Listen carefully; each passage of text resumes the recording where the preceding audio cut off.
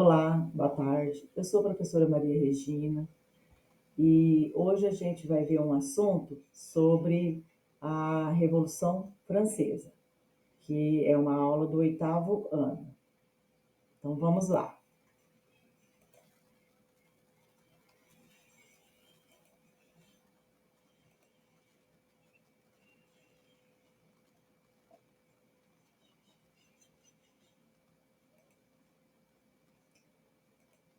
O objetivo dessa aula é identificar e analisar e relacionar os processos da Revolução Francesa e seus desdobramentos na Europa e no mundo. Nós vamos relacionar também, vamos compreender as influências e mudanças no Brasil pós-revolução e o período napoleônico. Então, retomando os conceitos, né? Vamos falar então, se você lembra, né, o que é absolutismo? Quais eram as principais críticas dos filósofos iluministas à sociedade absolutista? Então, o absolutismo foi uma forma de governo muito comum na Europa moderna, nos séculos XV e XVIII, no qual o monarca tinha poderes absolutos e governava com o apoio do clero e da nobreza. Já os filósofos iluministas, eles criticavam a concentração total de poderes nas mãos do monarca, a intolerância religiosa, a censura e o predomínio da fé sobre a razão. Então aqui a gente vê um quadro demonstrando, né, aqui o Luís XIV, da França e a sua família. Aqui então, vamos analisar, vamos observar, fazer a leitura dessa imagem. Tá? Então nós temos aqui, né, a Revolução Francesa, ela foi resultado de insatisfação das camadas populares com a realidade econômica e política em que eles viviam na época. Então aqui a imagem mostra uma sátira à desigualdade social na França no século XVIII. Então vamos lá. Você sabe qual grupo social cada personagem representa? Por que será que o sargista os representou dessa forma? Então aqui nós temos uma representação, né, de seria o clero, a nobreza, né, e aqui o trabalhador. Seria uma demonstração de exploração, né? É uma questão de explorando o outro aqui. Essa imagem nos mostra essa situação aí. Tá? Aqui nós temos a imagem do Luís XIV, né? Isso no século XVII, século XVIII, o antigo regime, né? Como é que os franceses viviam sobre o antigo regime, uma sociedade em que o clero e a nobreza eles tinham muitos privilégios, né? Eles não pagavam impostos, não trabalhavam, e o rei se apresentava como uma pessoa, um representante de Deus na Terra, né? Que seria o sistema absolutismo de direito divino, né? Aqui nós temos essa outra imagem, né, mostrando o primeiro estado, que é a igreja, no caso o clero. Na França, a igreja católica era unida, né, aliada à monarquia. O clero era composto por cerca de 280 mil pessoas, isso 5% da população, e sua riqueza ela vinha de cobrança de impostos, dízimo em suas terras e taxas por serviços religiosos, casamento, sepultamento, batismo e etc.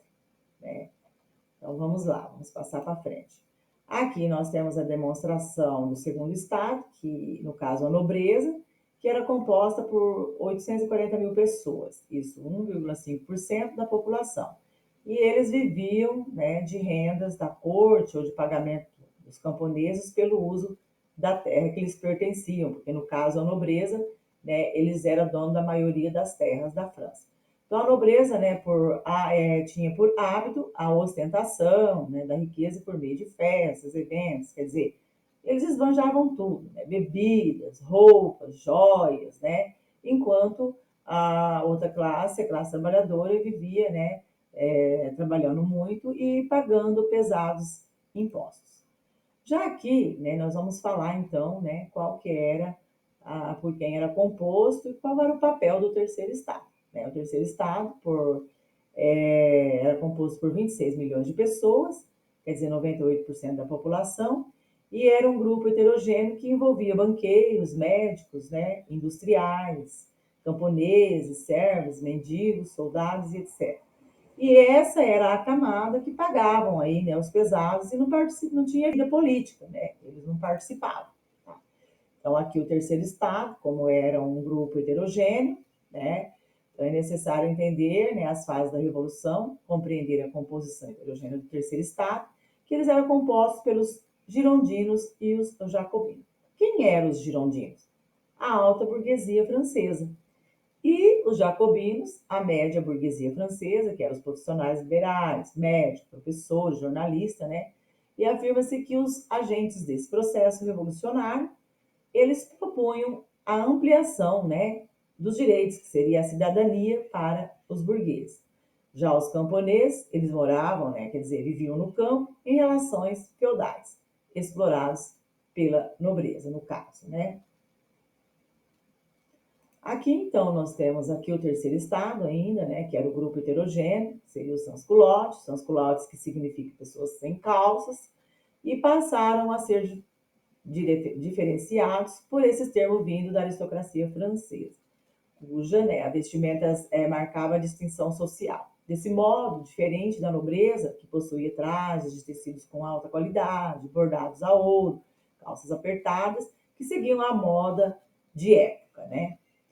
Então, aqui, né, agora, depois que a gente estudou esse momento aí da França, entendemos um pouco como que vivia a sociedade, a questão da cobrança dos impostos, como que é que funcionava o regime absolutista, né, o poder concentrado nas mãos de um soberano, né, a professora tem aqui para vocês, para a gente produzir uma atividade para ver se a gente aprendeu alguma coisa. Então, com base naquilo que a gente já estudou sobre a sociedade francesa no Antigo Regime, no caderno agora, né, vamos produzir uma pirâmide. Vamos pensar, vamos agora voltar aos slides e vamos também pegar o nossa ferramenta de apoio, que seria o nosso livro, né, e vamos estar dando uma observada nos textos, vamos produzir aí uma pirâmide demonstrando a hierarquia daquela época, né, da sociedade, e vamos criar aí uma legenda. Então, vamos pensar um pouco, a professora vai dar um tempo, né, como seria que o meu aluno aí vai produzir essa atividade bem interessante, para depois a gente, né, apresentar aí para a sala. Tá? Então, vamos pensar uns instantes aí que a professora vai com vocês aí, né, fazer essa correção.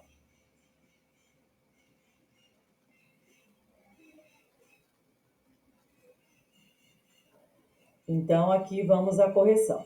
Então, vamos observar, né, a pirâmide, né, aqui o primeiro estado, né, que é o rei, o clero, né, e o segundo estado, a nobreza, e o terceiro estado, que seria a burguesia, trabalhadores, camponeses e etc. Então, aqui meu aluno, né, pode estar observando esse modelo para estar produzindo a sua pirâmide, né, demonstrando a sociedade francesa. Tá? Então, aqui nós temos o primeiro e o segundo estado, que possuía terras, né, muitas terras, privilégios, e não pagava os impostos. Já o terceiro estado trabalhavam para gerar a riqueza e também gerar os impostos. Então, ainda, né, para vocês entenderem melhor, né, como que vivia essa sociedade, a população, a classe trabalhadora, né, os camponeses, eles viviam trabalhando nos pesados e pagavam pesados impostos. Né? Enquanto o primeiro e o segundo estado, eles não trabalhavam e não pagavam os impostos. Então, nessa situação, né, eles queriam uma certa igualdade, onde todos, né, tinham a obrigação de pagar os impostos. Então, ali, alguns desses trabalhadores, né, no caso, eles vão começar a brigar pelos seus direitos, né, e eles vão começar a brigar pelos seus direitos e aonde, né, vai começar a criar uma certa situação. Então, aqui, para vocês terem uma ideia, né, do que nós já falamos hoje, que nós estudamos hoje, o sistema político que estava no momento na França no século XVIII, no antigo regime, que a gente estudou, qual que era esse sistema político, que era o sistema absolutista, e a sociedade francesa do período, ela era uma sociedade estamental, né? Então, ela estaria dividida em 3 estados, que seria o primeiro estado, que é o clero, o segundo estado, que é a nobreza, e o terceiro estado, que é os trabalhadores urbanos, camponeses e burgueses, né?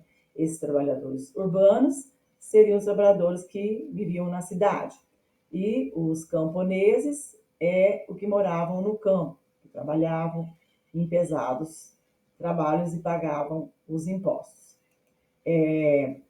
Agora, nesse momento, né, que nós estudamos aqui, né, sobre essa questão da sociedade francesa, como que ela estava dividida, qual era a situação, né, de cada estado, que seria o primeiro e o segundo estado, e o terceiro estado, como estava dividido. E nós também entendemos nessa aula, né, a questão do absolutismo e quais eram as críticas que eram feitas, né, pelos iluministas daquela sociedade da época, que seria o sistema absolutista. Então, é isso. A aula de hoje, né, seria aí o antigo regime. Né? Eu espero que todos entenderam a aula, né, e nós vamos dar continuidade, então, na próxima aula. Então, agradeço pela participação.